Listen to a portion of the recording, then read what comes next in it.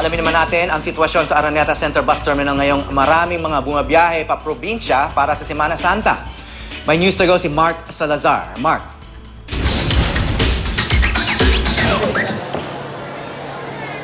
Howie, marami ng pasahero pero masasabi nating hindi pa ito yung peak dahil sa mga nakaraang taon na tayo nagko-cover dito, ang peak dito yung talagang elbow to elbow yung mga pasahero at magkakadikit ang katawan ng mga pasahero. Pero bagamat hindi pa ganun karami, naasahan nating Wednesday pa ang dating ng dagsa ng mga pasahero. Naka-heightened alert ang mga government agency dito. May help desk ang DOTC, ang PNP Quezon City Police District, ang MMDA at kanina nga lamang ay narito yung LTO at kakapanayam natin ng live para makuha na rin natin mismo sa kanya kay Director Yul Lamping ng LTO na nag-inspection dito. Sir, anong observation ninyo? Ano yung may mga nahuli raw kayo? Yes, Mark. Magandang umaga sa iyo.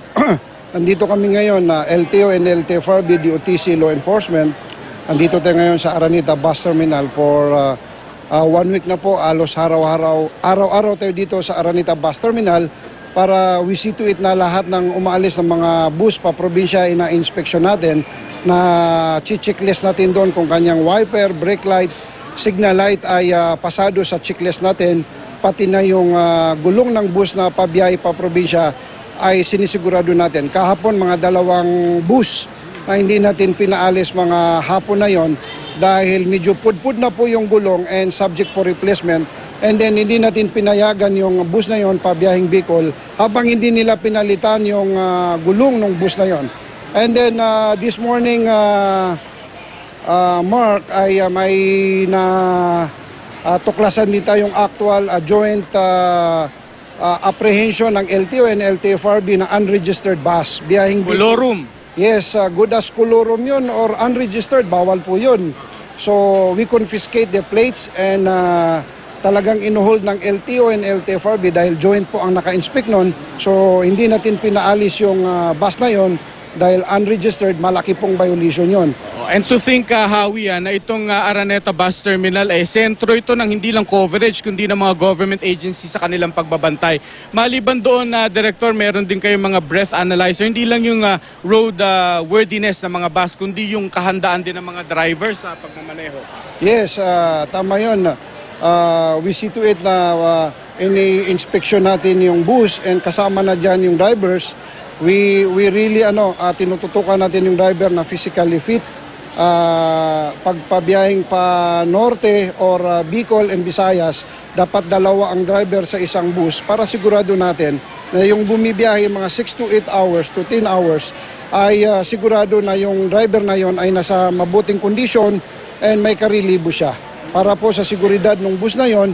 And ang natin dito yung road safety and road worthiness ng ating mga kababayan na sumasakay ng bus pa probinsya po. Kagaya ng palagi na lamang, Direktor, halos mas marami ang bagahe kaysa sa tao. How do we make sure na itong mga bagahe nila ay na-inspeksyon at walang yung mga ipinagbabawal nating artikulo sa kanilang mga bagahe?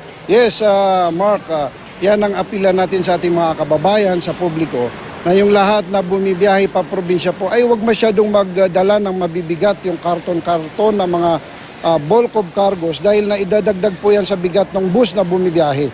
So apila po natin sa ating mga kababayan, sa ating mga mananakay na dapat itong Oplan na Semana Santa, itong Semana Santa natin, mahal na araw na to, ay wag masyadong magdala ng masyadong mabibigat na mga bagahe para po hindi dagdag abala sa kanila, hindi sisikip yung bus, hindi dagdag sa magiging overload yung bus na bibiyahe. So kailangan din po tayong mga civilian, sa ating mga kababayan na makiisa rin po para at least dito sa Oplan Ligtas Biyahe na to ay seguridad natin is yung seguridad ng lahat. Okay, maraming salamat po LTO Director Yul Lamping. Maraming salamat po sa inyo at tandaan po yung mga paalala na yun ni Director Lamping. Maraming mga biyahe, especially yung papuntang Visayas, ang fully booked na. Pero sinasabi naman ng pamunuan ng Araneta Bus Terminal na first come first serve pa rin.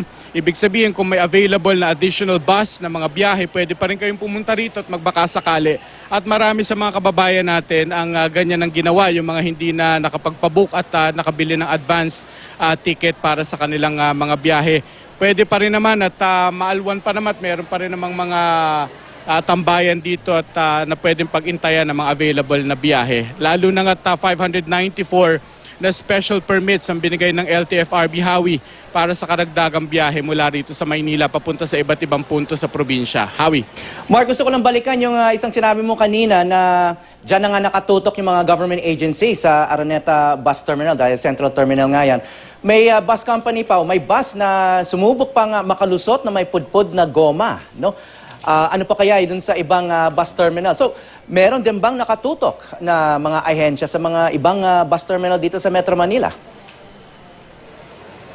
Well, kanina tinanong natin si Director Lamping, yung ating in-interview, at sinabi niya nag-ikot na raw sila, pumunta na sila sa mga terminal sa Pasay at tiningnan na rin nila.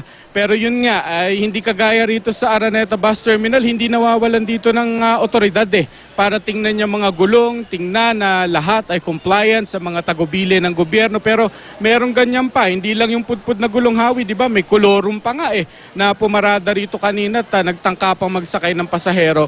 At tama ka, how much more doon sa mga terminal na hindi nila natututukan. At sana nga'y marinig na rin ng otoridad ang paalala natin na ikutan din frequently yung iba't iba pang bus terminal para masiguro yung safety unang-una ng ating mga babiyahe papuntang mga probinsya, Hawi. Mark, kamakailan may mga bus companies na nasuspinde o natanggalan ng prangkisa katulad ng Florida Bus Lines at saka yung Don Mariano Transit. Transit. Tsaka maaaring may mga iba pa, no, dahil sa mga recent na accidents o crashes, no. Hindi kaya ang isang epekto nito ay kukulangin naman ang mga bus sa ibang ruta papuntang probinsya? Oo, yung mga natanggalan ng prangkisa na meron nga entire fleet yung kanilang naka-preventive suspension ngayon, halimbawa yung GV Florida, yung 594 na special permits na binigay ng LTFRB para sa iba't ibang biyahe ay exactly to cover para dyan sa mga nawala ng biyahe dahil sa mga naka-preventive suspension. Yan ay kinonsidera daw nila sa dami rin ng binigyan nila ng special trips para sa Semana Santa at inintay din natin yung magiging announcement nila kung ilan namang special trips, special permit ang ibibigay ng LTFRB sa mga minibus at sa mga jeepney dahil hindi pa nila nilalabas yan ngayon, Hawi. Okay, maraming salamat, Mark Salazar.